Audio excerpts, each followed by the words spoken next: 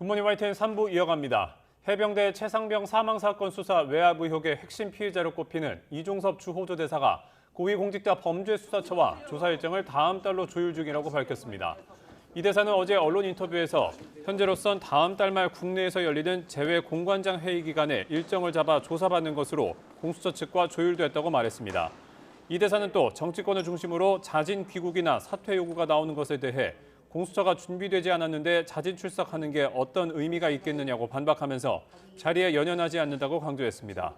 이어 이 대사는 수사받는 과정에서 일정 조율이 필요한 만큼 불편함도 있겠지만 대사직 수행과 호주와의 관계에는 문제가 되지 않도록 하겠다고 덧붙였습니다. 이 같은 이종섭 대사의 입장이 알려지기 전 국민의힘 한동훈 비상대책위원장은 공수처가 즉각 소환을 통보하고 이 대사는 즉각 귀국하라고 촉구했습니다. 또 언론인 회칼 테러 등을 언급한 황상무 대통령실 시민사회 수석에 대해서는 거취 결단을 요구했습니다. 직접 들어보시죠.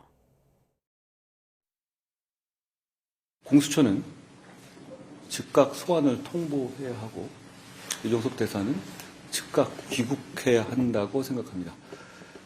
이 문제는 총선을 앞두고 정쟁을 해서 국민들께 피로감을 드릴 만한 문제가 아니라고 생각합니다. 황상무 수석의 발언이 부적절했다는 말씀은 제가 이미 드린 바 있습니다. 국민 눈높이에 맞지 않는 발언이고 본인이 스스로 거취를 결정하셔야 한다고 저는 생각합니다. 국민의힘이 총선 후보자들에게 공천장을 수여하는 총선 후보자 대회에 앞서 오늘 총선 전 마지막 비상대책위원회를 진행합니다. 앞서 공천이 확정된 경북 구미을 강명구 전 대통령실 국정기획비서관과 경기 포천 가평의 김용태 전 청년 최고위원, 또 국민추천제가 적용된 5개 지역구의 후보자 등에 대한 비대위원회 의결이 예정되어 있습니다. 노무현 전 대통령 비하 논란에 휘말린 더불어민주당 양문석 경기 안산갑 후보가 오늘 봉화마을을 찾아가 노 전 대통령 묘역에 직접 사과하겠다고 말했습니다. 이어 자신의 거취와 관련해서는 사퇴 여부를 묻는 전당원 투표도 감수하겠다고 밝혔는데요. 직접 들어보겠습니다. 제가 내일 봉화마을을 찾아갈 겁니다.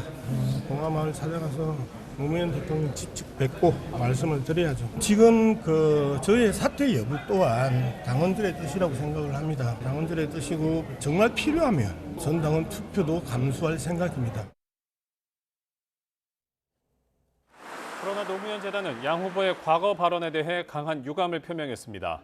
재단은 어제 보도자료를 통해 22대 총선을 앞두고 노 전 대통령을 모욕하고 허위 사실을 유포했던 인사들이 등장하는 상황에 대해 참담한 마음을 금할 수 없다고 밝혔습니다. 이어 사회 통합을 향해 나아가야 할 선거를 앞두고 정당 내부 문제를 이야기하는 부담이 있지만 노 전 대통령을 향한 모멸적 언사가 회자하는 데 대해서는 지적하지 않을 수 없다고 덧붙였습니다. 더불어민주당 이재명 대표는 한강벨트 주요 격전지 가운데 하나로 꼽히는 마포 갑 지역을 찾아 정권 심판론을 부각합니다. 오늘 이 대표는 서울 마포구 경의선 숲길에서 일정을 소화하며 마포구 후보로 뛰는 이지은 전 경무관 지원에 나설 예정입니다. 또 노무현 전 대통령 비하 논란에 휩싸인 양문석 후보에 대해서 공천 문제 제기가 잇따르는 가운데 이 대표가 추가로 어떤 입장을 낼지에 관심이 쏠리고 있습니다.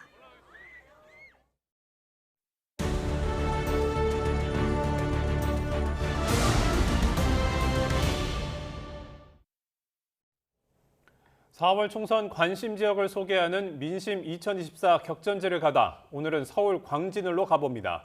맞닿은 강물처럼 표심이 출렁이는 한강벨트에서 민주당 고민정, 국민의힘의 오신원 후보가 양보 없는 일전을 벼르고 있습니다.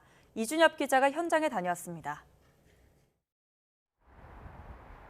서울 광진을에 왔습니다. 강동구와 성동구 그리고 저쪽 한강 너머 송파구까지 영향을 주고받는 한강벨트 최전선입니다. 지난 1988년부터 36년 동안 민주당 계열 국회의원만 당선됐지만 지난 대통령과 서울시장 선거에선 국민의힘 후보를 선택해 속단할 수만은 없습니다. 여야가 전국 지역구 가운데 대진표를 가장 먼저 확정하고 일찌감치 본선 준비에 뛰어든 이유입니다. 현역인 더불어민주당 고민정 후보는 4년 동안 지역 주민들과 소통하며 쌓아온 유대감을 무기로 내세웁니다. 유세 도중 다친 다리를 이끌고 목발 투혼으로 구석구석 누비고 있습니다. 왜 인사 안 하고? 나는 인사할 때까지 기다리는데. 빨리 나서야 된다니까. 이제 더 좋아졌어요. 이제 두 개 가지고 하나로만 되면. 그래?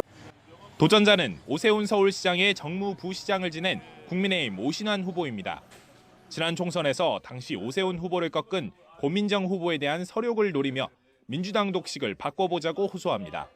사람 한번 바꾸면 광진이 바뀔 수 있으니까 꼭 한번 일할 수 있도록 기회를 주십시오. 열심히 해서 되세요. 이번에 바꿔야 해요. 사람을 바꿔야 광진이 바뀌거든요. 100% 맞는 얘기예요. 그래서 알겠습니다. 더 열심히 뛸게요. 캐스팅 보트로 꼽히는 건 건국대학교와 원룸촌이 위치한 바로 이곳 화양동입니다. 20, 30대 1인 가구가 전체의 절반 가까이를 차지해 부동층 밀집 지역입니다. 지난 21대 총선부터 치러진 모든 선거에서 이곳에서 승리한 후보가 바로 광진을의 당선자였습니다. 맞닿은 송파나 성동과 비교해 상대적으로 지역 발전이 더디다는 게 주민들의 아쉬움인데 두 후보는 서로 다른 접근법을 택했습니다. 고민정 후보는 지하철 2호선 지상 구간을 중심으로 용도 지역 종상향을 해내고 1인 청년 가구를 위한 지원 유치를 확대하는 등 주민 눈높이에 맞춘 세밀함을 강조합니다. 반면 오신환 후보는 당정 지자체가 한몸이 돼 지역 수건인 2호선 지상 구간의 지하화를 이루고 도시철도를 확충하겠다는 선굵은 해법을 내놨습니다. 정부를 견제하는 역할, 즉 싸울 때는 또 가열차게 싸우고 또 지역 발전에 대해서는 세밀하고 세심한 강점을 살려서 구석구석을 살피는 일들을 누구보다 잘해왔다. 오세훈 서울시장과 또 김경호 구청장과 함께 손잡고 일할 수 있는 그런 적임자라고 저는 확신합니다. 어떻게 지상철을 지하화할 것인지에 대한 구체적인 로드맵을 갖고 정권 심판이 우선이라는 쪽과 이번엔 한번 바꿔보자는 쪽, 아직 갈등하는 유권자까지 표심은 각양각색입니다. 고민정 후보는 여기 지난 총선에서도 여기 국회의원이셨는데 참 열심히 하시더라고요. 당도 보고 또 이번 정권 심판 차원에서 이런 것도 좀 고려해서 찍으려고요. 추미애 후보가 당팀이 됐어요. 계속 한 5선 했는데 지금은 좀 바꿀 때가 됐다. 너무 발전도 없고 주민을 위해서 한 일이 없어요. 그래서 좀 너무 안타깝습니다. 정하진 않았는데 뭐 청년들 1인 가구나 이제 청년들 취업 관련해서 잘 해주시는 쪽으로 공약을 좀 더 세세하게 많이 읽어보고 더 끌리는 쪽으로 투표를 할 것 같습니다. 불패의 역사를 이어갈지 서력에 성공할지 향배는 4월 10일 유권자의 손에 달렸습니다. 광진은 고민정, 내일이 더 기대되는 광진을 반드시 만들겠습니다. 제 손을 꼭 잡아주세요. 고민정 화이팅! 이번만큼은 꼭 한번 일할 수 있도록 기회를 주시기 바랍니다. 열심히 일해서 보답하겠습니다. 광진 화이팅! 오신환 화이팅! 화이팅! YTN 이준엽입니다. 전공의들의 집단 사직이 한 달째 계속되는 가운데 이번 주 전국 의대 교수들도 사직서 제출을 예고하면서 정부와 갈등이 더욱 깊어지고 있습니다. 박민수 보건복지부 2차관은 어제 YTN에 출연해 잘못된 의료계의 집단 행동 문화에 대해 반드시 고리를 끊어내야 한다고 밝혔습니다. 직접 들어보겠습니다. 우선 자기 행동에 대한 책임은 분명히 져야 할 것입니다. 그 책임을 면하겠다고 하는 것은 있을 수 없는 것이고요. 증언 없이 만약에 수가 인상만으로 문제를 해결하려고 하면 아마 건보료도 한 3, 4배 이상이 올라가야 될 거예요. 그것은 가능하지가 않고 국민들한테 바람직하지 않은 정책 구상입니다. 이번에 의대 정원 증언과 함께 반드시 좀 고쳐야 될 것은 이런 잘못된 의료계의 집단 행동 문화, 이것은 반드시 고리를 좀 끊어내야 됩니다. 전남 담양의 한 고속도로에서 사고로 멈춰 서 있던 차량을 뒤따르던 버스가 들이받으면서 3명이 숨지고 5명이 다쳤습니다. 전국 곳곳에서 크고 작은 화재도 잇따랐습니다. 김태원 기자가 보도합니다. 흰 SUV 차량이 정면부터 측면까지 종이장처럼 찌그러져 성한데가 없습니다. 그 옆에 회색 승용차도 뒷부분이 흔적도 없이 사라져 있습니다. 사고가 난 건 어제 저녁 7시 10분쯤. 앞서 사고로 멈춰 서 있던 승용차와 SUV를 대형 관광버스 2대가 달려와 그대로 덮친 겁니다. 1차로에 오던 버스가 1차로에 있던 승용 차량을 충격하고 2차로에 오던 버스가 2차로에 있던 승용 차량을 충격한 거예요. 승용차에 탄 30대 여성과 5살 아들, SUV를 몰던 40대 남성까지 모두 3명이 숨졌고 버스 승객 5명이 다쳤습니다. 차량을 집어삼킨 시뻘건 불길에 맞서 소방대원들이 진화 작업을 벌입니다. 어제 저녁 7시 50분쯤 충북 괴산군에 있는 단독주택에서 불이 나 30분 만에 꺼졌습니다. 집안에 있던 2명이 무사히 대피하면서 다친 사람은 없었지만 차량 2대와 주택 일부가 불에 탔습니다. 소방당국은 보일러실에서 불이 처음 난 것으로 보고 화재 원인을 조사하고 있습니다. 화목보일러 불티가 그 옆에 쌓은 거에 붙어갖고 그 종이 박스랑 이런 숯이 옆에 따로 있었거든요. 건조한 날씨 속 산불도 이어졌습니다. 어제 저녁 7시 40분쯤 대구 군위군 북해면에 있는 야산에서 난 불로 차량 40석 대와 진화 인력 170여 명이 투입돼 진화 작업을 벌였습니다. 불은 30여 분 만에 꺼졌고 다친 사람은 없었습니다. YTN 김태원입니다. 러시아 대통령 선거에서 블라디미르 푸틴 대통령이 초반부터 압도적인 득표율을 보였습니다. 이변 없이 5선에 성공하면 푸틴 대통령은 사실상 현대판 황제에 올라 종신 집권도 가능할 것으로 보입니다. 류재복 기자가 보도합니다. 투표함을 열어보니 모두가 예상한 그대로의 결과가 나왔습니다. 푸틴 대통령이 90% 가까운 표를 얻을 것이란 출구조사 결과가 나왔는데 개표 초반 비슷한 양상이 벌어졌습니다. Путин Владимир Владимирович.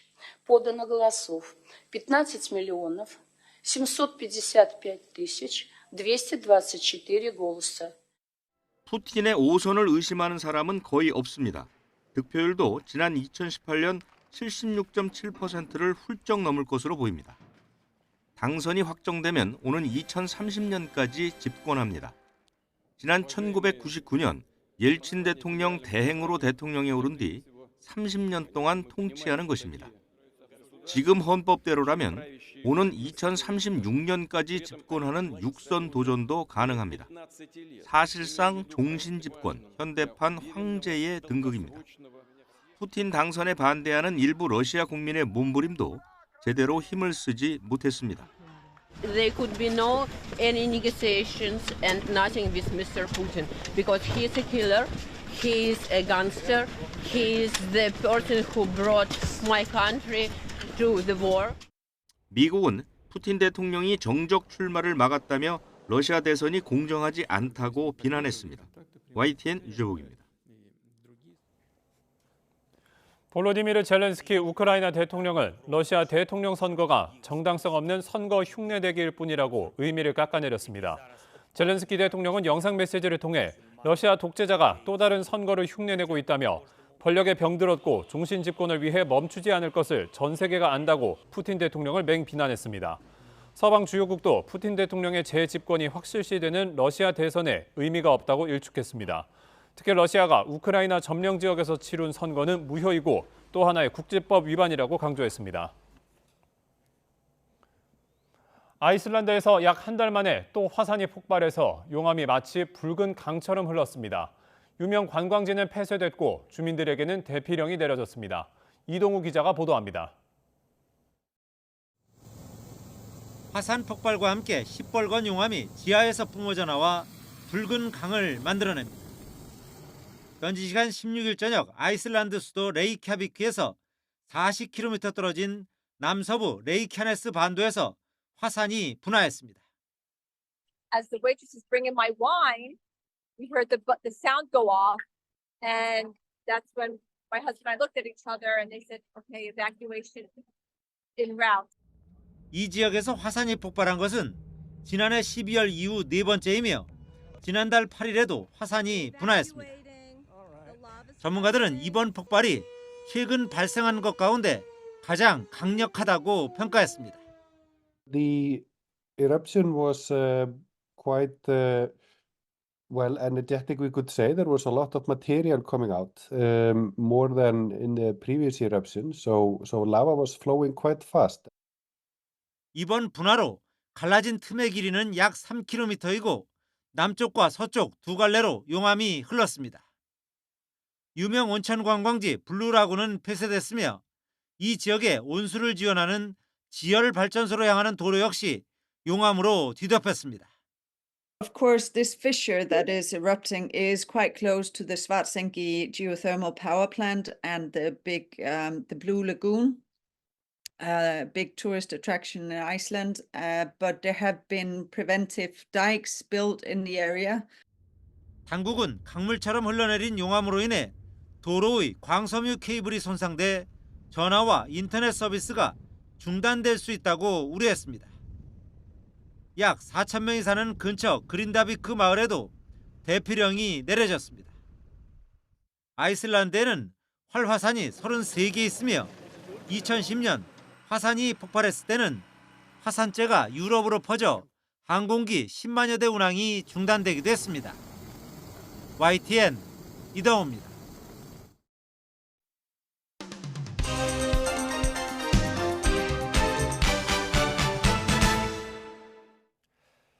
3월 18일 월요일입니다. 굿모닝 브리핑 시작합니다. 가장 먼저 국민일보 기사 보겠습니다. 이 기사는 한국직업능력연구원이 진행한 직업에 대한 사회적 지위 인식 조사 결과를 바탕으로 썼습니다. 직종별 대표 직업 15개의 사회적 지위를 5점 척도로 조사를 했는데요. 우리나라에서는 국회의원이 4.16점으로 가장 사회적 지위가 높은 직업으로 꼽혔습니다. 그 뒤로는 약사와 인공지능 전문가, 소프트웨어 개발자 순이었습니다. 반면 미국과 독일에서는 소방관이 1위였는데요. 우리나라 11위와는 큰 차이를 보였습니다. 한편 이 조사에서 우리나라는 1위와 15위 직업의 점수 격차가 다른 국가들과 비교해서 유독 컸는데요. 1위 국회의원과 15위 건설 일용 근로자의 점수차는 2.3점에 달했습니다. 다른 나라들은 그 격차가 1점 내외 수준이었는데 즉 우리나라가 직업별로 느끼는 사회적 지위 편차가 크다는 의미로 해석해 볼 수 있겠습니다. 또 15위가 받은 점수 자체도 다른 나라에서는 2.5점에서 3점 수준이었는데요. 우리는 2점에도 미치지 못했습니다. 이를 보고 연구진은 한국 사회에서 상대적으로 직업 귀천 의식이 강하게 작동하고 있음을 보여준다고 해석했습니다. 이 밖에도 자신의 직업에 대한 사회적 지위를 묻는 질문에 대해서 우리나라는 2.79점으로 답했는데요. 미국이 3.37점, 독일이 3.31점, 중국이 3.08점 등보다 낮기 때문에 한국 취업자들의 낮은 직업 자존감을 보여준다는 평가가 나왔습니다. 다음은 국민일보 기사입니다. 통계청에서 최근 발표한 가계지출 관련 자료를 보면 최근 뚜렷한 흐름이 몇 나타납니다. 기사에는 그래프가 하나 실려 있는데요. 함께 보시죠. 각 항목별 위쪽이 품목별 물가 상승률을 나타내고 있고 아래쪽 빨간색이 지출액 오름폭을 나타내고 있습니다. 고금리로 실질 소득이 줄자 사람들은 의식주 중에서 의와 식을 줄이기 시작했는데요. 가장 위에 보이는 의류 신발의 경우는 물가가 6.8% 오르는 동안 지출은 3.7% 상승에 그쳤고 그 아래 식료품도 물가 6.6% 상승에 비해서 지출은 1.2%만 올랐습니다. 반면 의식주 중에서 주, 즉 거주 관련 비용은 주로 고정비로 분류가 되기 때문에 아무리 어려워도 유연하게 줄이기가 쉽지 않은 것으로 나타났습니다. 한편 교육과 의료비 부문을 보면 물가 상승률보다 지출 오름폭이 상당히 크다는 점이 눈에 띄었습니다. 이렇게 물가보다 지출이 더 많이 오른 부문은 또 있었는데요. 바로 해외여행과 공연 등이 포함된 오락, 문화 부문이었습니다. 물가 상승률이 2.4%인데 반해서 지출액 상승률은 14.1%를 보였습니다. 이에 대해서는 코로나 당시 억눌렸던 해외여행 수요가 폭발한 것이 지금까지도 이어지고 있다는 분석이 나오고 있고요. 대규모 내한 공연과 콘서트가 집중적으로 열린 것 또한 소비자들이 지갑을 연 요인으로 분석되고 있습니다. 일각에서는 경기 회복에 대한 기대감에 선 지출이 이루어진 것 아니냐는 분석도 나오는데요. 이렇게 우선 쓰고 보자는 식의 풍조에 대해서 부정적인 시선을 보내는 의견도 많습니다. 다음은 경향신문 기사입니다. 여전히 평일과 낮, 오프라인, 주총 참석 포기하는 주주들이라는 제목입니다. 주식회사의 주인은 주주라고 하지만 주주의 권리를 행사할 수 있는 길은 여전히 좁다는 건데요. 물리적으로 주주들의 주총 참석을 제약하는 요인들이 많기 때문입니다. 우선 주총이 특정 날짜로 몰린다는 문제가 있겠습니다. 특히 오는 28일에는 850여 개 기업의 주총이 몰렸는데요. 사전에 주총이 집중적으로 몰릴 걸로 예상되는 날짜를 피해서 분산을 유도했지만 하루에만 전체 상장사 가운데 3분의 1의 주총이 집중되기도 했습니다. 그리고 지리적 여건 탓에 주총 참여를 하지 못하는 경우도 있는데요. 상법에는 주총을 본사나 그 인근에서 열도록 규정하고 있습니다. 예를 들어보자면 많은 소액 주주들이 투자하고 있는 카카오의 경우 본사가 위치한 제주에서 주총을 열기 때문에 주총 참석을 위해서는 비행기를 타야 하는 사람들이 많습니다. 또 여러 주주들이 몰리다 보면 주총장이 전부를 수용하지 못하는 경우들도 발생하고 있습니다. 그러다 보니 대안으로 등장한 것이 온라인으로 주총의 전 과정에 참여할 수 있도록 하는 전자주총인데요. 국내에도 현재 도입 움직임이 일고 있습니다. 단 이를 위해서는 시스템 개발과 상법 개정안 통과, 또 상장사들의 정관 개정 등이 있어야 하는데요. 예탁결제원은 오는 2026년쯤부터 전자주총을 시작할 수 있을 것으로 내다보고 있습니다. 다만 온라인으로만 주총을 하게 될 경우 오히려 고령층 주주들의 접근성이 제한될 수 있다는 우려도 함께 나오고 있습니다. 마지막으로 한겨레 기사 보겠습니다. 지금 기사에 사진이 한 장 보이는데요. 독도에 정박해 있는 독도 평화호의 모습을 볼 수 있습니다. 이 독도 평화호는 2009년 독도에 대한 실효적 지배를 강화하기 위해서 만든 독도 관리선인데요. 그동안 독도 영유권 수호를 위한 운항을 더불어서 해양 생태자원 조사와 연구, 또 해양사고 수색 지원 등의 활동을 해왔습니다. 2009년 취항 이후 독도평화호 예산은 16년째 제자리 걸음을 걷고 있는데요. 그동안 유류비나 인건비 등이 크게 올라서 결국 지금은 운항에 어려움을 겪고 있습니다. 특히 올해는 선박 수리와 점검 비용 등에 6억 5천만 원이 추가로 들어갈 예정인데 이 비용을 따로 확보하지 못했기 때문에 결국은 운항 횟수를 줄이는 방식으로 충당할 것으로 보입니다. 보통 1년에 40여 회 운항을 해왔지만 올해는 절반 수준인 20여 회만 운항할 전망입니다. 이렇게 독도평화호의 운항이 줄면 독도 연구 활동이나 탐방 기회가 줄어들 우려가 있다는 지적이 나옵니다. 실제 지난해 전체 운항의 40% 정도가 독도 탐방 교육이나 생태 연구자들의 연구 지원 목적이었는데요. 이러한 기회가 사라질 수 있다는 겁니다. 이와 함께 독도 영토 주권의 중요성을 알리는 활동에도 영향을 미칠 거라는 우려 함께 나오고 있습니다. 3월 18일 아침 신문 살펴봤습니다. 지금까지 굿모닝 브리핑이었습니다.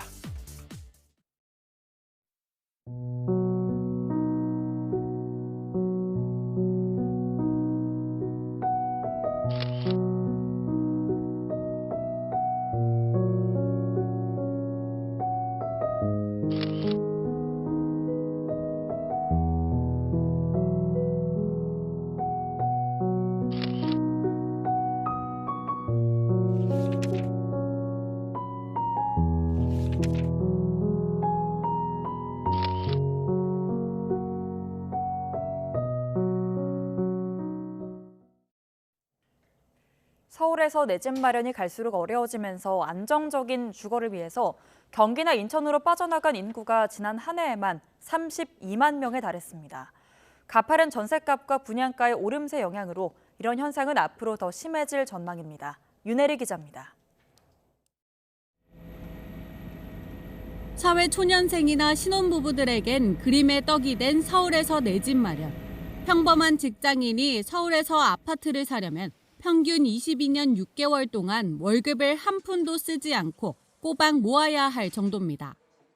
요즘 집값 가격이 너무 국민들이 부담하기에는 많이 비싼 편이라고 생각합니다. 아무리 연봉이 높더라도 내 집 마련하는 것이 너무 힘들기 때문에. 올해 1월 서울 민간 아파트의 3.3제곱미터당 평균 분양가는 1년 만에 20% 넘게 올라 3,700만 원에 육박했습니다. 국민평형이라 불리는 전용 면적 84제곱미터 평균 분양가가 12억 원 수준입니다. 신축 아파트는 물론 전셋값도 고공행진하고 있습니다. 지난해 5월 넷째 주 이후 무려 42주 연속 상승세입니다. 이렇게 서울에서 내 집 마련이 점점 어려워지자 경기와 인천으로 떠난 인구는 지난해에만 32만 명이 넘습니다. 주된 전입사유로는 주택 문제가 34%로 1위를 차지했습니다. 서울은 그 전셋값이 그 지속적으로 오르는 데다 그 대출 규제가 강화되다 보니까 그 전세 가격이 상대적으로 저렴한 경기 인천 지역으로 이사를 하는 그 비자발적 이주자들이 늘어나고 있는 것으로 보입니다. 집값은 여전히 비싼데 대출 문턱은 높아지면서 서울에서 생애 첫 내 집 마련을 하는 청년들은 줄고 있습니다. 지난달 서울에서 처음 집을 산 2030 세대 비중은 47.5%로 직전 달보다 9%포인트 하락했습니다. 반면 경기에서 내 집 마련을 한 비중은 54.4%로 3.9%포인트 늘었습니다. 당분간 전셋값과 분양가 상승세가 이어지면서 자금 부담이 커진 청년들의 탈서울 현상을 더욱 부추길 것으로 보입니다. YTN 윤혜리입니다. 종목을 추천해주거나 투자도 대신해주는 이른바 주식 리딩방에 들어갔다가 투자금을 날리는 피해가 늘고 있습니다. 돈을 가로채고 잠적하는 등 각종 불법이 성행하다 보니 이를 막기 위한 암행 점검이 실시간으로 이루어지고 있는데요. 그 현장을 권준수 기자가 취재했습니다. 컴퓨터 화면에 띄어진 대화방을 예리하게 들여다보고 있는 사람들. 다름 아닌 금융감독원 소속 주식 리딩방 암행 점검단입니다. 정식 등록 업체인지 확인하는 것은 물론 주식을 추천하는 방송을 실시간으로 챙겨보며 마치 개인 투자자인 것처럼 문의도 넣습니다. 별도의 예산을 받아서 워치리스트에 해당되는 유사투자 자문업체에 유료로 가입을 해서 지금 이제 불법 행위들을 이제 계속 모니터링을 하고 있고요. 민원이 이제 제기가 이제 많은 그 소비자 피해 다발 업체를 대상으로 하고 있고요. 최근 8개월 사이 이뤄진 암행 점검만 700차례가 넘습니다. 고수익 보장이나 1:1 상담 등을 앞세워 투자자들을 현혹하는 불법 사례가 그만큼 많다는 얘기입니다. 문제는 수백 명의 개인 투자자가 억 단위로 투자하는 경우가 많아 조직적인 주가 조작으로까지 이어질 위험도 있다는 겁니다. 지난해 8월 구독자 10만 명을 보유한 유튜브 채널에서 리딩방 회원 1,300여 명을 부추겨 주가를 조작한 일당이 재판에 넘겨지기도 했습니다. 미리 주식을 사놓고 수익을 볼 거라며 꼬드긴 뒤 재빨리 팔아치우는 방식으로 회원들에게 물량을 떠넘긴 겁니다. 이런 사례가 잇따르자 불법 리딩방 조직을 범죄단체로 구분해 처벌 수위를 높여야 한다는 주장에 힘이 실리고 있습니다. 불법 리딩방 규모가 갈수록 커지고 수법도 교묘해지는 만큼 재빠르게 증거를 확보하고 돈을 빼돌릴 수 없도록 하기 위해 구속 수사를 늘리는 등 수사기관 대응도 빨라지고 있습니다. 다양한 주가 조작에도 가담한 그 사례들이 일단 확인이 되고 아마 지금도 그런 사례들이 발생하고 있을지도 모르겠습니다만 주식거래 내역 등을 유관기관으로부터 신속히 협조해서 받아낸 다음에 필요하면 저희 검찰에서 자체적으로 압수수색 등 강제 수사를 하고 있습니다. 다만 처벌 수위를 높이는 것뿐만 아니라 투자 자문업 기준도 함께 강화해 애초에 불법 리딩방이 생겨나지 못하게 예방해야 한다는 지적도 나오고 있습니다. YTN 권준수입니다.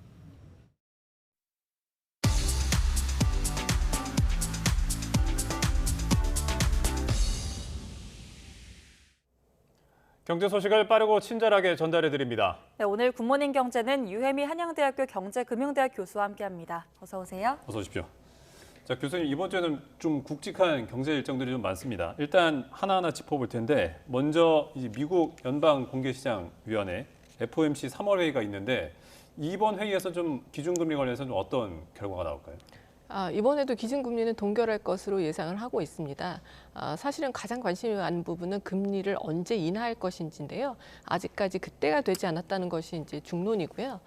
기준금리를 인하하기 위해서는 물가가 이제 물가 안정 목표대로 계속해서 수렴하고 있다는 확신이 들어야 된다고 제롬 파월 의장이 여러 차례 밝힌 바가 있습니다. 근데 지금 이제 2월 달에 소비자 물가지수 상승률이 발표가 되었는데 3.2%가 나왔거든요. 그런데 이게 좀 전문가들의 예상을 조금 뛰어넘었고요. 게다가 최근에 생산자 물가지수가 발표가 됐는데 이것은 1.6%가 나왔는데 이것도 지금 시장의 예상을 좀 상회했습니다. 따라서 물가 상승률이 하락은 하고 있지만 이게 이제 생각보다 굉장히 더디고 우리가 흔히 끈적한 물가라고 얘기를 하는데요. 따라서 물가 상승률이 물가 안정 목표로 회귀하기까지 아직 그렇게 충분히 확신이 들지 않은 상황이라고 보기 때문에 이번에도 기준금리는 동결할 것으로 저는 전망을 하고 있습니다. 네, 말씀하신 것처럼 일단 고물가가 좀 계속 이어지면서 이 금리 인하 계획에 좀 변화가 있을 수 있다는 전망이 나오고 있는데요. 관련해서 이번 FOMC 회의에서 점도표도 공개할 예정이라고 하더라고요. 이 점도표가 정확히 어떤 건가요? 네, 점도표는 아마 이제 시청자분들은 많이 들어보셨을 텐데요. 이게 이제 3월, 6월, 9월, 12월에 한 번씩 이제 발표가 됩니다. 근데 이 연준 인사들이 이제 금리, 기준금리라든지 아니면 뭐 실업률, 경제 성장률 이런 여러 가지 지표에 관해서 본인들의 의견을 이제 밝히고 그것을 점으로 표현한 그런 표라고 보시면 되겠는데요.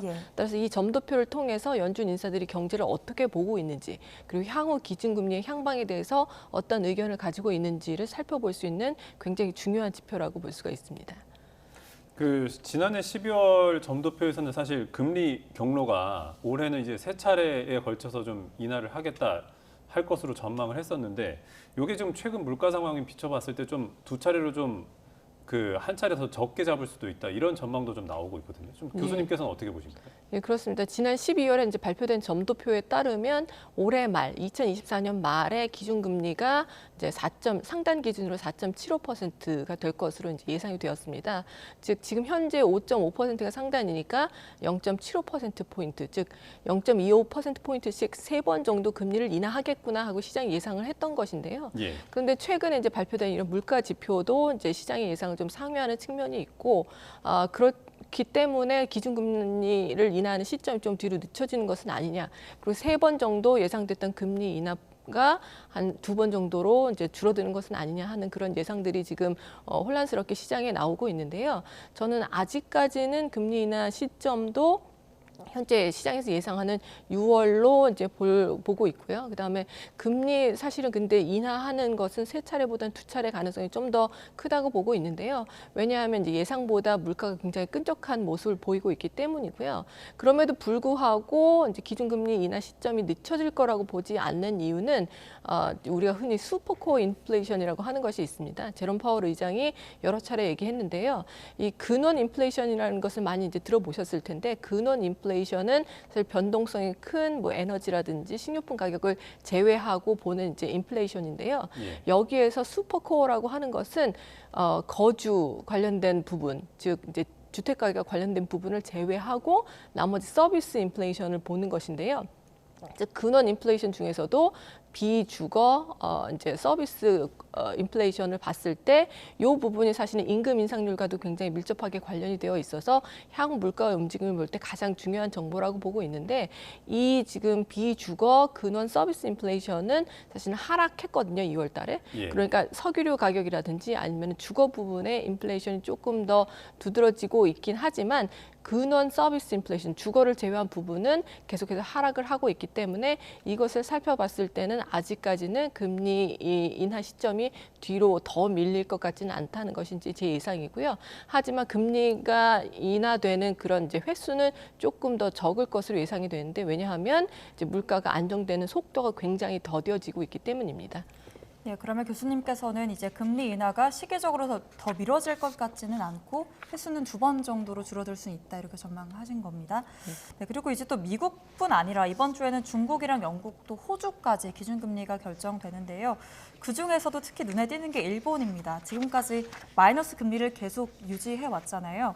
그런데 이제 또 금리를 17년 만에 올릴 수 있다는 얘기 나오더라고요. 예, 그렇습니다. 이번에 이제 일본은행이 마이너스 금리를 드디어 해제하고 0 내지는 이제 플러스 금리로 돌아설 수 있다는 관측이 나오고 있습니다. 지난 12월에도 1월 달에 이제 일본은행이 통화정책 회의를 하면서 마이너스 금리를 앞으로 향후 해제할 수 있다는 그런 관측이 나왔었는데요. 사실 1월 달에는 그런 움직임은 없었고 향후 그런 것을 이제 좀 예견하는 그런 이제 발언이 있긴 했습니다. 그런데 3월 달에 드디어 이제 일본은행이 마이너스 금리를 해제할 수 있다는 그런 관측이 나오고 있는 것은 최근에 있었던 이제 기업들의 춘투라고 하죠. 이제 노사 임금 협상과 관련된 부분입니다. 이 노사 임금 협상이 왜 중요하냐면 이 3월 즈음에 여러 기업들이 이제 노사 임금 협상을 하는데 여기에서 임금 인상률이 어떻게 결정되느냐가 사실은 일본은행의 통화 정책 결정에 굉장히 중요한 영향을 미치기 때문인데요. 그 일본은행의 이제 총재가 여러 차례 발언을 한 것이 임금과 물가의 선순환입니다. 이것이 무엇이냐면 임금이 오르고 이것이 이제 사람들의 소득 수준을 높이면서 이것이 이제 물가로 이제 연결이 되는 것인데요. 이러면 이제 디플레이션에서 드디어 벗어날 수 있는 그런 배경이 마련된다라는 것이죠. 그래서 지금 이번에 임금 인상률이 뭐 대체로 5% 전후로 상당히 높게 이루어지고 있기 때문에 그동안 일본 경제가 살아날 듯 했지만 이런 부분이 이제 살아나는 것으로 완전히 디플레이션을 벗어나는 것으로 이어지지 않았던 이유 중에 하나가 기업들이 좀 좋은 실적을 내더라도 이것이 임금 인상으로 제대로 이어지지 않아서 국민들의 소득 수준이 높아지지 않았고 따라서 경제가 이제 회복되기에는 수요가 크게 늘어나지 않았기 때문인데요. 이번에는 임금 인상이 좀 높게 설정이 되면서 이것이 실질 소득이 늘어나는 것으로 연결이 되고 이것으로 인해서 그야말로 이제 디플레이션으로 벗어날 가능성이 상당히 크게 점쳐지면서 일본은행도 드디어 이 경기 부양을 위해서 마이너스 금리를 계속해서 유지하던 기조를 벗어날 수 있다는 그런 관측이 나오고 있습니다. 자, 어쨌든 이렇게 금리 인상 얘기가 나오는 그 배경에는 일본 경제가 좀 상승세로 전환을 했다, 뭐 개선세가 보인다라는 게 좀 자리를 했을 텐데 이렇게 좀 일본의 경제 상황이 나아진 배경에 좀 어떤 게 있습니까? 일단은 가장 큰 배경 중에 하나는 이제 엔저가 오랫동안 지속이 되면서 수출 기업들의 실적이 상당히 크게 회복이 된 것을 들 수가 있고요. 그래서 일본에서 계속해서 이렇게 마이너스 금리를 유지하는 상황이었는데 이제 미국이라든지 다른 선진국에서든 기준금리를 인플레이션에 대응해서 굉장히 많이 올리던 상황이었으니까요. 일본의 이제 저금리가 더욱더 두드러진 거죠. 그래서 엔화가 저평가가 계속 유지가 되면서 이것이 수출 기업들의 실적 회복에 상당히 이제 긍정적인 영향을 미쳤다는 것이 하나고요. 다른 한 가지는 이제 일본이 오랫동안 디플레이션이 계속되면서 이것을 벗어나기 위해서 여러 가지 정책들을 했는데 그 중에 이제 한 가지가 이제 구조 개혁이라고 하죠. 이제 생산성이 낮은 좀 기업들을 시장에서 퇴출시키고 여기에 산업 구조 조정까지 이제 이루어지면서 그동안 이제 제조업 중심의 일본 경제에서 반도체 부분 사실은 그렇게 경쟁력을 많이 갖지 못했었는데 반도체 부분에도 굉장히 많은 투자를 하기 시작했고 이게 미중 갈등 상황에서 이제 일본의 반도체 기업들의 수혜를 또 입게 되면서 이런 여러 가지 부분들이 이제 작용을 해서 일본이 좀 좋은 실적을 나타내게 되고 이것을 바탕으로 일본의 증시도 좀 화랑으로 이어지고 있고요. 그래서 이런 여러 가지 그런 배경들이 일본이 지금 디플레이션에서 벗어날 수 있는 그런 배경이 됐다라고 보고 있습니다. 네, 아무래도 일본 경제 얘기를 하다 보면 우리 경제랑 비교를 안 할 수가 없는데요. 2022년을 기준으로 봤을 때 우리나라 직장인 평균 월급이 일본 직장인을 넘어섰다고 하더라고요. 예, 어떻게 그렇습니다. 보셨어요? 예, 지금 2002년하고 2022년 약 20년간의 변화를 살펴봤더니 한국과 일본의 월 평균 임금이 크게 이제 달라졌다. 2002년에는 한국의 임금이 일본의 한 절반 수준이었는데 2022년에는 이제 일본을 넘어서게 됐다는 것인데요. 이 이유는 이제 그동안 일본이 잃어버린 뭐 20년, 30년이라고 얘기하는 장기 불황이 지속되면서 좀처럼 임금이 오르지가 않았습니다. 그런 와중에 한국은 계속해서 성장을 하면서 임금이 꾸준히 올랐기 때문에 이런 이제 상황이 벌어지게 된 것이고요. 따라서 일본의 장기 불황 상황에서 한국은 계속해서 임금이 오르면서 급기야 2022년에는 한국의 임금 수준이 일본을 넘어서게 된 것입니다. 그래서 이것은 이제 그동안의 경제 상황이 두 나라가 너무 달랐던 것이 이제 반영된 결과라고 볼 수가 있겠습니다. 자, 어찌됐든 우리나라가 성장을 거듭하는 사이에 일본은 약간 제자리 걸음에 머물러 있었던 영향인 것 같은데 이제 일각에서는 이제 노동 생산성이 일본에 밀리는 상황에서 급여만 오른 거 아니냐라는 뭐 얘기도 나오고 있던데 여기에 대해서는 어떻게 평가하십니까, 교수님? 사실 이제 임금이라는 게 결정되는 것이 반드시 노동 생산성으로만 결정되는 것은 아니고 물가라든지 다른 요인도 있기 때문에 뭐 꼭 그렇게 볼 수만은 없지만 사실 노동 생산성이 임금을 결정하는 중요한 요인이긴 합니다. 그런데 이 이제 노동 생산성을 일본과 한국을 비교를 해본 이제 자료가 있습니다. 경제협력개발기구에서 2022년 기준으로 노동 생산성을 계산을 해봤더니 일본이 한국보다 노동 생산성이 더 높다라고 하는 것인데요. 이 노동 생산성이라는 것이 무엇이냐면 GDP GDP를 총 노동 시간으로 나눈 겁니다. 네. 그러면 그 노동시간 1시간당 GDP, 즉 노동시간 1시간을 투입해서 평균적으로 이제 생산하는 총 부가가치를 바로 노동 생산성이라고 볼 수가 있는데요. 그리고 이 노동 생산성이 높다는 것은 같은 시간을 투자해서 훨씬 더 많은 부가가치를 창출해낼 수 있다는 의미죠. 그래서 이 경제협력개발기구의 자료를 보시면 일본은 53.2달러, 그런데 한국은 49.4달러로 노동 생산성이 일본이 이제 한국보다 더 높다는 것인데요. 그동안에 이제 경제 성장 과정을 보면 이제 한국이 일본보다 임금이 더 높아진 것이 이제 어느 정도 정당화되는 측면이 있지만 노동 생산성이 동반되지 않은 임금 상승은 사실은 굉장히 많은 부작용을 일으키게 됩니다. 결국엔 부실화에 연결이 되기 때문에 한국도 이제까지 이제 임금이 성장한 것 그리고 앞으로 성장할 때는 노동 생산성이 뒷받침될 수 있도록 생산성 향상을 위한 여러 가지 이제 정책들이 추진이 되어야 될 것으로 보고 있습니다. 예, 교수님 그러면 이제 주간 경제 일정 이번 주 어떤 일정 있는지 조금 더 살펴보도록 하겠습니다. 이번 주에는 미국 마이크론의 실적 발표도 예정되어 있는데요. 이 마이크론이라는 기업 실적 발표에 이렇게 관심이 쏠리는 배경이 뭔가요? 이 마이크론이라는 업체는 한국의 이제 삼성전자나 SK 하이닉스처럼 메모리 반도체 분야에서 굉장히 두각을 나타내는 기업입니다. 세계에서 삼성전자, 그다음 SK 하이닉스 다음으로 3위의 이제 메모리 반도체 업체라고 볼 수가 있는데요. 따라서 삼성전자나 SK 하이닉스처럼 굉장히 유사한 이제 사업 구조를 갖고 있는데 또 반면에 이제 회계 연도가 좀 달라서 다른 업체들보다 한 달 정도 일찍 실적을 발표합니다. 따라서 마이크론의 실적을 보고 삼성전자나 SK 하이닉스도 이런 실적을 발표할 수 있겠구나라는 그런 이제 선행 지표로 삼을 수 있기 때문에 마이크론 실적에 관심을 가지게 되는데요. 이번 주에 이제 2024년 2분기인데 이 2분기가 사실은 12월부터 2월까지의 실적입니다. 이 실적을 발표를 하게 되는데 최근에 이제 메모리 반도체 업계가 이제 호황으로 들어섰습니다. 그래서 사이클상 굉장히 좋은 실적을 낼 것으로 보이고요. 그다음에 최근에 AI 칩이라든지 이런 그 AI 관련된 반도체에 대한 수요가 높다 보니까 그 고대역폭 메모리 반도체 칩이라고 하는 HBM 요것에 관련된 이제 실적도 상당히 이제 좋을 것이기 때문에 마이크론도 그런 분야에서 지금 이제 열심히 진전을 보이고 있거든요. 사실은 HBM이라고 하는 이제 고성능 메모리 반도체는 가장 선두 업체가 SK 하이닉스고요. 삼성전자나 이 마이크론도 이제 삼성전자는 이미 이제 엔비디아에 그것을 납품하기로 결정을 했고 마이크론도 이제 엔비디아와 협상을 하고 있는데요. 요 앞으로 요 HBM과 관련해서도 어떤 실적이 나올지, 그다음에 이런 것과 관련된 전망 같은 것에 관해서도 마이크론에서 발표를 할 것이기 때문에 굉장히 귀추가 주목되는 상황입니다. 네, 방금 이제 엔비디아 얘기를 해주셨으니 뭐 드리는 말씀인데 이제 GTC라는 행사로 이번 주에 연다고 해요. 요 행사는 좀 어떤 행사입니까? 예, GTC라고 하는 것이 이제 GPU 테크놀로지 컨퍼런스라고 해서요. 엔비디아가 이제 주도를 해서 GPU와 관련된 여러 가지 기술 발전을 집약적으로 보여주는 그런 컨퍼런스 행사입니다. 그래서 여기에 굉장히 많은 업체들이 참여를 하고 있고 그다음에 한 사흘간 열리는데 굉장히 많은 개발자들이 참여를 해서 앞으로 이제 이 AI와 관련된 그다음 GPU와 관련된 어떤 기술들을 이제 보여줄 것인지 요것이 이제 귀추가 주목되는 점인데요.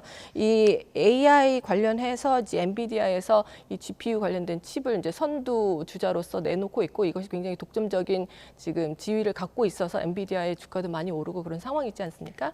그런데 차세대 이제 AI 칩을 이번에 선보일 것으로 보이기 때문에 굉장히 관심이 모이고 있습니다. 그래서 2020년하고 2022년에도 사실은 이제 최신 AI 칩을 이제 선보이면서 그것이 성공을 해서 지금 엔비디아를 만들었는데요. 이제 차세대 반도체 칩, AI 칩과 관련해서도 이번에 발표할 내용이 어떻게 될 것인지가 앞으로 엔비디아의 향방 그리고 AI와 관련된 그 관련 산업에도 굉장히 큰 영향을 미칠 것으로 보고 있습니다. 그런데 원래 엔비디아는 사실 그래픽 반도체가 더 주력인 회사잖아요. 그런데 어쩌다가 이 인공지능의 선두 주자로 자리매김하게 된 건가요? 이 GPU라고 하는 것이 우리가 흔히 이제 뭐 컴퓨터의 뇌라고 하는 CPU라고 하는 것이 있죠. 요거와 이제 다른 측면이 있는데요. CPU는 말하자면 쉽게 말하자면 소수 정예에 굉장히 일을 잘하는 사람들이 빠르게 이제 일을 하는 그런 방식이라고 보면요. GPU라고 하는 것은 그 능력은 그 정도가 지 않을지라도 여러 사람들이 한꺼번에 일을 하는 방식이다라고 이제 보시면 되는데요. AI 이제 칩 같은 경우는 이런 동시다발적으로 여러 가지 작업을 수행해야 되는 그런 이제 성능이 필요하기 때문에 이 GPU가 이제 각광을 받게 된 것이고요. 따라서 GPU 그래픽 이제 처리 장치를 개발하던 이제 엔비디아가 이 AI 칩의 선두주자로 우뚝 서게 된 것입니다. 예. 저 교수님 아까 짚어주신 것처럼 이제 엔비디아의 이제 SK 하이닉스가 그 고대역폭 메모리를 현재까지는 독점 공급하고 있고 이제 삼성전자도 지금 공급을 이제 계속 하려고 개발을 하고 있는 중인데 이렇게 좀 AI 시장이 확대되면 국내 이제 반도체 업계는 좀 어떤 영향이 있을까요? 굉장히 이제 좋은 영향이 있을 것으로 보고 있고요. 이 AI 칩이라는 것이 지금 굉장히 수요가 높은데 그 공급이 수요를 따라가지 못해서 지금 힘든 그런 상황이거든요. 따라서 이 AI 칩에 이제 들어가는 핵심적인 고성능 메모리 반도체를 생산하는 SK 하이닉스라든지 삼성전자는 이 AI 칩에 대한 수요가 커지면 커질수록 그 실적이 좋아질 수밖에 없고요. 거기에다가 이제 이 엔비디아의 독주를 견제하기 위해서 오픈 AI라든지 다른 이제 업체에서도 이제 새로운 AI 칩을 개발하기 위해서 이제 기존의 여러 반도체 업체들과 협업을 하려고 하고 있거든요. 그래서 삼성전자와 SK 하이닉스가 굉장히 중요한 그런 선두주자로 또 발돋움을 하고 있기 때문에 그런 면에서 단순히 엔비디아뿐만이 아니라 AI와 관련된 여러 다른 업체들과의 협업도 기대되는 상황이라서 앞으로도 삼성전자와 이제 SK 하이닉스 같은 반도체 업체들의 좋은 실적이 기대되는 상황입니다. 알겠습니다. 오늘 굿모닝 경제는 여기까지 듣겠습니다. 지금까지 유혜미 한양대학교 경제금융대학 교수와 함께했습니다. 교수님 고맙습니다. 맞습니다.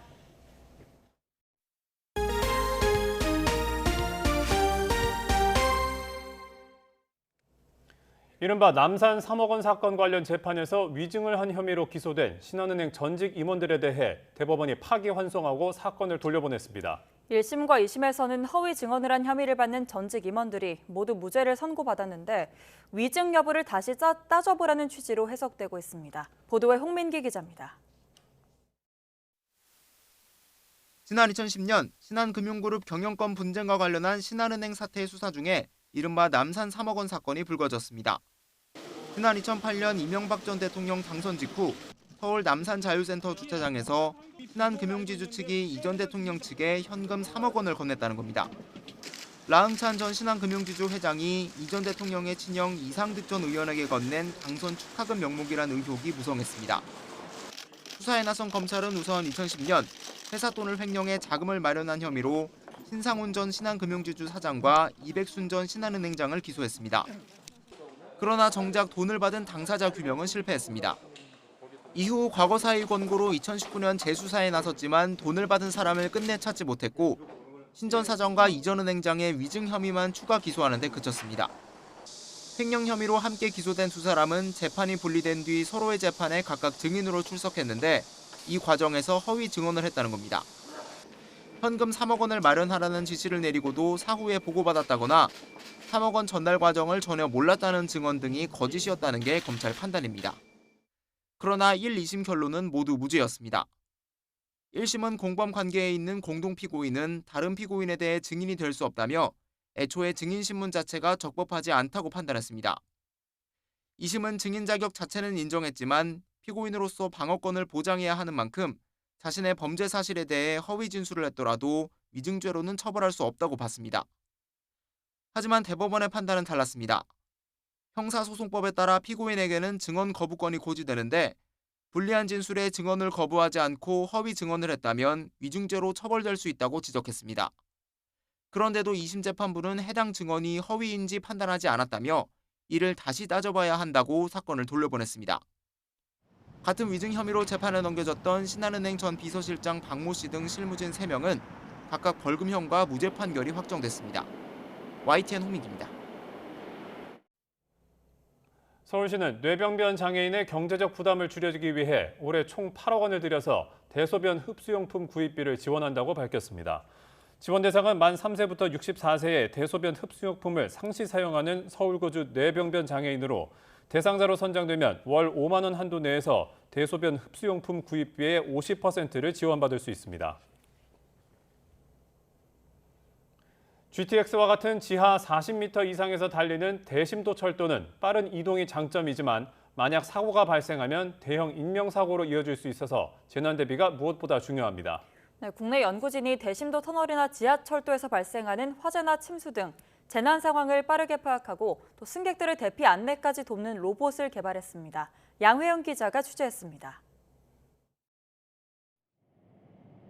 개통을 앞둔 수도권 광역급행철도 GTX-A. 지하 50m 아래에서 최고 시속 180km로 달리는 대심도 철도로 동탄에서 수서까지 20분이면 도착합니다. 출퇴근 시간 단축과 교통 혼잡 해소 등의 장점으로 대심도 철도 수요가 늘고 있지만 자칫 대형 인명사고로 이어질 수도 있어 재난 대비가 무엇보다 중요합니다. 하지만 도로터널과 달리 철도터널에는 별도의 CCTV가 없어 기관사나 관제실에서 터널 안 사고 상황을 제대로 파악하는 데 어려움이 많습니다. 그런데 국내 연구진이 터널 상단의 궤도를 따라 움직이며 각종 재난 상황을 빠르게 인지하고 승객들의 대피까지 돕는 로봇을 개발했습니다. 로봇 카메라에 찍히는 영상을 인공지능이 분석해 사고 여부를 빠르게 파악한 뒤 관제실에 상황을 알리고 사고 현장에는 5분 안에 도착해 승객의 대피를 돕습니다. 개발한 피난 안내 로봇은 사고 현장까지는 빠르게 오지만 가까운 대피 통로로 안내할 때에는 사람이 걷는 속도에 맞춰서 움직입니다.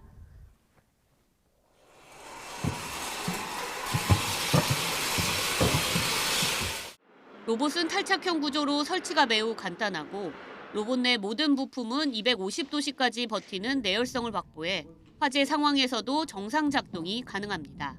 시속 20km 정도 속도로 해서 3km 매치 간격으로 했을 때 5분 이내에 어디든 현장에 도착할 수 있도록 됐습니다. 그리고 환경 측정 센서링을 한다든가 작업자 관제를 한다든가 또는 이상 징후를 확인하는 이런 순찰 모드를 이렇게 기능하도록. 연구진은 앞으로 로봇의 인공지능 분석 기술을 고도화시키고 대피 유도 안내 조명을 추가하는 등 실제 철도 터널 적용을 위한 시험 운영을 이어갈 예정입니다. YTN 사이언스 양회영입니다. 올 시즌 왕중왕전인 PBA 투어 월드 챔피언십에서 디펜딩 챔피언 조재호가 사파타와 명승부를 펼친 끝에 사상 첫 2연패를 달성했습니다. 또 여자부에서는 김가영이 역전승으로 정상에 올랐습니다. 김동민 기자가 전해드립니다. 디펜딩 챔피언 조재호 선수가 한 세트를 따내면 바로 초대 챔피언 사파타가 한 세트를 따냅니다. 어떤 선수도 두 세트를 연속으로 이긴 적이 한 번도 없는 접전. 특히 8세트에서는 사파타가 한 번에 15점을 기록하는 퍼펙트 큐로 세트를 4대4로 만들었습니다. 그러나 조재호는 흔들리지 않고 9세트에서 자신의 리듬대로 점수를 따낸 끝에 마침내 상금 2억 원의 주인공이 됐습니다. 월드 챔피언십 사상 첫 두 번째 우승이자 대회 2연속 우승입니다. PBA 투어 통산 5승으로 역대 2위, 국내 선수로는 최다 기록입니다. 퐁당퐁당 세트를 가져가니까 마지막 세트에 기회는 무조건 올 거다라는 생각이 있었기 때문에 공이 오는 한 큐만 정확하게 집중을 한번 해보자라고 좀 다짐을 하고 있었거든요. 이상하게 집중이 잘 됐습니다. 여자부 월드 챔피언십에서는 김가영이 두 번째 정상에 올랐습니다. 세트 스코어 3대1로 뒤진 5세트에서 김보미가 잇따라 챔피언십 포인트를 놓치자 김가영이 세트를 뒤집었고 내리 3세트를 따내며 우승컵을 들어올렸습니다. 투어 통산 7승으로 역대 최다 우승 타이 기록입니다. 그래, 인상 쓰면 뭐하냐. 그냥 한번 웃어보자. 그럼 웃을 일이 생길 수도 있지. 되게 많이 안 되고 있었던 상황이었거든요. 그래서 그런 생각으로 그냥 미소 한번 지어보고 했던 것 같아요. 월드 챔피언십 통산 2승 우승자를 2명이나 배출하며 막을 내린 프로당구 투어는 오는 6월 새로운 시즌을 시작합니다. YTN 김동민입니다. 월요일 아침 출근길 막바지 꽃샘추위가 찾아왔습니다. 내륙 곳곳으로는 한파주의보가 내려진 가운데 현재 서울 기온은 1.6도로 어제 같은 시각보다 무려 7도가량이 낮은 상태고요. 찬바람 때문에 체감 온도는 이보다 2도 정도는 더 낮게 나타나고 있습니다. 갑작스러운 기온 변화에 감기 걸리기 쉬운 만큼 환절기 옷차림에는 각별히 주의하셔야겠습니다. 밤사이 북서쪽에서 찬 공기가 밀려오며 기온이 큰 폭으로 떨어졌습니다. 현재 서울 기온은 1.6도, 대관령은 영하 6.7도 등으로 어제보다 5도에서 10도나 낮은데요. 다행히 한낮에는 서울 13도, 광주 17도까지 오르는 등 예년 기온을 회복하겠습니다. 오늘도 맑은 날씨가 함께하겠지만 동쪽 지방은 대기가 무척 건조하겠습니다. 이 지역에는 건조주의보가 발효 중인 가운데 바람도 강하게 불겠는데요. 산불 등 대형 화재 발생하지 않도록 불씨 관리 철저히 해주셔야겠습니다. 내일과 모레 사이에는 전국 곳곳에 비나 눈이 내리겠습니다. 특히 강원 산간을 중심으로는 20cm 이상의 폭설이 예상되는 만큼 대비가 필요하겠습니다. 찬바람이 강하게 불며 황사는 대부분 해소가 됐지만 날씨가 부쩍 추워졌습니다. 당분간 일교차가 10도 안팎으로 크게 벌어질 것으로 보이니까요. 환절기 건강관리 잘해주셔야겠습니다. 지금까지 YTN 신미림입니다. 굿모닝 YTN 마칩니다. 잠시 후 뉴스라이더가 이어집니다. 함께해 주신 여러분 고맙습니다.